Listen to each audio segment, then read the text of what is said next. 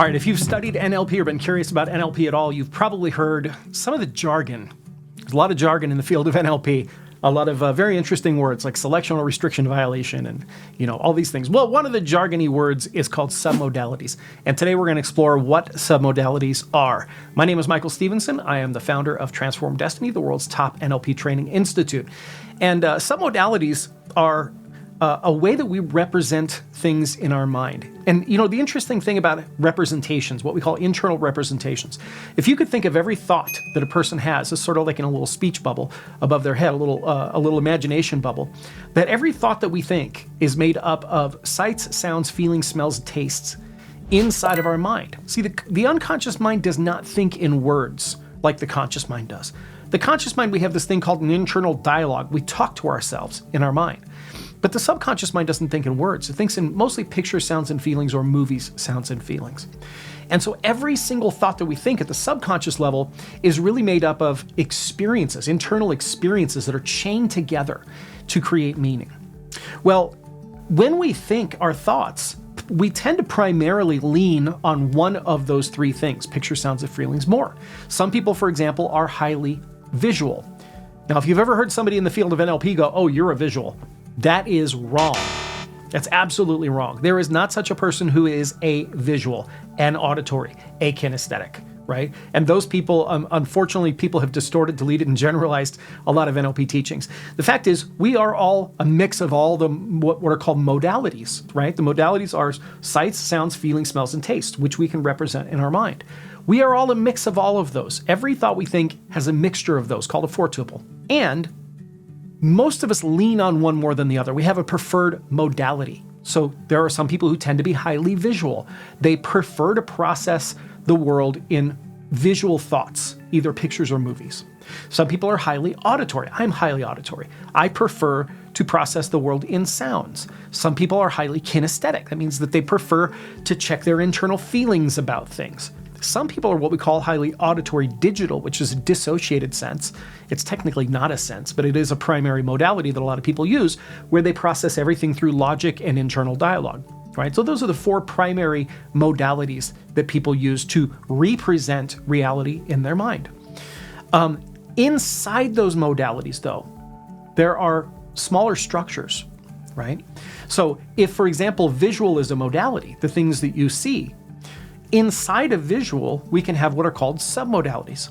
So let me ask you to think right now of, think of a food that you like, right? And as you think about how much you like that food, do you notice that you have a picture of that food in your mind or a movie? Notice that you have a visual representation of that. For example, for me, I'm thinking of macaroni and cheese, and I can clearly see the Kraft logo on a blue box of macaroni and cheese.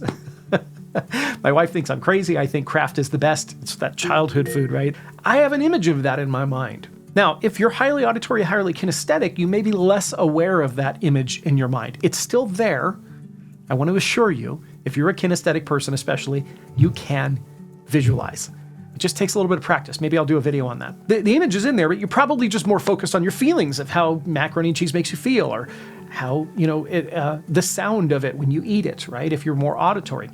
But let's think in terms of visuals right now. If there's an image in your mind, a picture or a movie in your mind, we can break that down into smaller details, distinctions. For example, is that picture color or black and white? Is it color or is it black and white? Right? There are definitely sometimes that we represent an image in color, sometimes vivid color. And there are sometimes we represent it in black and white. And there are maybe sometimes when you see it somewhere in the middle where it's kind of like muted colors. Depending on the emotion of the experience and the intensity of the experience, that can actually change sometimes how we represent that visually. Okay, that is a submodality. Okay, it is the modality we're talking about is visual. The submodality of that would be color. Okay, now some people talk about color as if it's a switch. Right? Is it color or black and white? I tend to find that most people kind of represent that as a range, right? It can be vivid color, it can be colorful, it can be muted, it can be black and white, somewhere in the middle. Here's another submodality. Is it bright or is it dim? Again, this is another one of those that's more like a knob than a switch, right? It could be very bright, it could be somewhere in the middle, it could be dim, it could be dark, right? This is a submodality. Now, you might be thinking to yourself, well, why does this matter? Why does it matter if I see an image in my mind if it's bright versus an image that's dark? Well, the reason that it matters is because these submodalities are how we store meaning in our mind. See, the fact is, if you think of mac and cheese, let's say you got a picture of a bowl of mac and cheese, maybe a box of mac and cheese, you may love mac and cheese or you may hate mac and cheese or somewhere in the middle. And the fact is, how you are storing that in your mind with submodalities is what dictates that. See, when you store something of reality in your mind and you represent it or represent it to yourself, how you've got that stored actually dictates how you feel about it. So for example, somebody who really likes macaroni and cheese may see that picture big and bright. Somebody who dislikes mac and cheese might see it dim, right? And that's a generalization. It doesn't mean that bright means like and dim means not like. It really is dependent on how the person stores and thinks about things themselves. So far we have color, we have brightness. Another one that we have is size. When you think about that thing in your mind, how big is it in your mind? Is it life size? Is it bigger than life? Is it smaller than life, like a postage stamp in your mind, right? Does it take up your whole reality, right? Is the bowl of macaroni and cheese like giant like this, right? That's another one is size, the size of the picture and how you store that in your mind. Another one could be focus, right?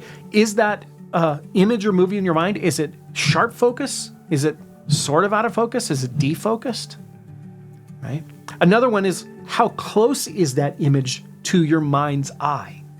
Is the image really close? Is it somewhere far away? Is it really far away, right?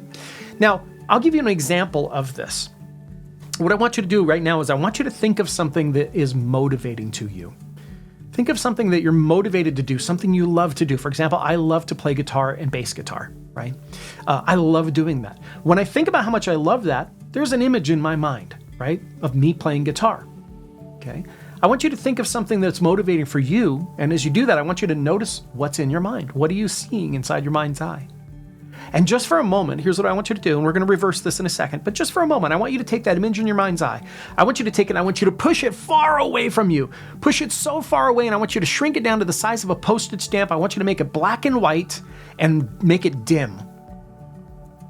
And notice what happens to the motivation. What happened in your motivation in that moment, right? It clearly has an effect on your motivation. Well, now let's reverse that. Let's bring it right back where it was. So on the count of three, I'm going to have you have it zoom right back, right where it was, make it big and bright and colorful, however you had it. 1, 2, 3, whoosh. Bring it right back to where it was. And notice, I just got goosebumps. Notice that when you do that, the motivation comes back, right? Now, the way that these submodalities were discovered was initially listening to people's language. Right? When the initial NLP coaches were working with people and they were saying, tell me about your goal. And they'd say, oh, my goal just feels so far away. It's like I can't touch it. Right? Or, hey, tell me about your future. My future seems really dim. You know, tell me about your relationship with your wife. It seems really fuzzy to me. When people would use these words, these are not just euphemisms. These are not cute expressions that we're using metaphorically. They realize we're using these language patterns purposefully. When somebody says that their goal is just out of reach, it means literally that the image in their mind is too far away for them to touch. And so by playing around with this and saying, well, bring that goal a little bit closer. How does it feel now? And people go, oh, now I feel like I can achieve it, right? This is where the work with submodality really began, submodalities. And so there's many things you could do with submodalities. We have many other visual submodalities. For example, are you associated? Are you standing in the picture yourself in your own body, seeing it through your own eyes? Or are you dissociated, where you're not in the image or you see yourself in the image? Is it three-dimensional or flat? Is it a movie or a still picture? These are all submodalities of visual. Now, let's say as you think about your favorite song, what is your favorite song? Maybe for me, I go back to high school. I'm thinking, all the high school songs that I used to listen to on the radio, right? Put on a mixtape. And as you think of your favorite song, maybe you'll notice that there are some submodalities that go along with auditory as well. Like, for example, what's the loudness? What's the volume on that internal sound? Is it 5? Is it 2? Is it 8? Is it 10? Right? Or, cranked up to 11. What's the direction that sound is coming from in your mind's eye? Is it in front of you? Is it to the side? Is it behind you? Is it internal? Is it external? What's the intensity of that? What's the tempo or the speed? Is it normal speed? Is it sped up? Is it slowed down? These are all submodalities of auditory. Finally, we get into the next and the final most important modality, which is kinesthetic. The feelings that we have, right? And even feelings have submodalities. So a lot of times I'll have people say, I feel sad, right? And that's a label. Sad is a label that they've put on it. And the label's not really important. What's really important is what's the sensation? Where is that sadness inside your body? And I'll say, point to that sadness. People might say, I feel it like in my shoulders, right? Whereas when I say, hey, they say, hey, I'm excited. I'm pumped up. I'll go, where do you feel that? Point to it. And they'll say, I feel it right here in my solar plexus, right? So every feeling that we have, one of the submodalities of that is location. You can have feelings in different places, in your head, in your heart, in your stomach, in your chest, in your shoulders, all over your body. Another submodality is intensity. How intense is the feeling? Scale of 0 to 10, right? What's the shape of that feeling?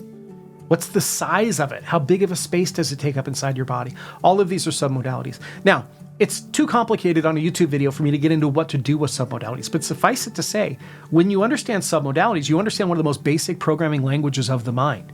You can do things like instantly dislike things that you like, that are tempting. This is one of the things we actually teach in our NLP practitioner training, is a technique where if there's a food that tempts you, right? Weight loss is a big thing that a lot of hypnotherapists and NLP practitioners deal with, and people have tempting foods. Well, what if potato chips is your weakness and you can't stay on your diet because you cave for potato chips? Well, we can actually help you dislike potato chips. It takes about 1.5 minutes. It's a technique called mapping across. And all we have to do is find out what the submodalities are of the potato chips, find out what the submodalities are of something you really dislike, right? Like maybe those popcorn puff chips, right? And then we can change those submodalities and instantly make you dislike that food. By the way, you can reverse that process. You can take something you dislike. For example, I've had people come to me and say, my doctor tells me I need to drink more water and I hate water. They drink sodas all the time, dehydrates them, right? So we can take water, something they dislike, we can change those submodalities and make it so that they absolutely love water. I worked with a client once who had a coworker that she developed a crush on. And she said, this is disrupting my work. All I can think about is being with this person. He's married, wants nothing to do with me, but I am so infatuated with this person, I can't get my work done. What can I do? And I did a submodality technique to shift her from that feeling, the feeling she was having, to the feeling of just being a coworker. In about 15 minutes, we solved that problem for her, right? Submodalities are extremely powerful. Sometimes I think they're almost underutilized in the field of NLP, but they're very, very powerful. As a matter of fact, one of the most powerful techniques in NLP, which is the swish pattern, is an example of a technique that uses submodalities. If you like this and you want to learn more about it, head on over to our website, transformdestiny.com. That's www.transformdestiny.com. On the front page, there's a place where you can join our email list. I'll give you a ton of free gifts just for joining the email list, including a free 2-hour training on NLP. And again, if that's something you want, head over to www.transformdestiny.com and keep your eye out for the next video.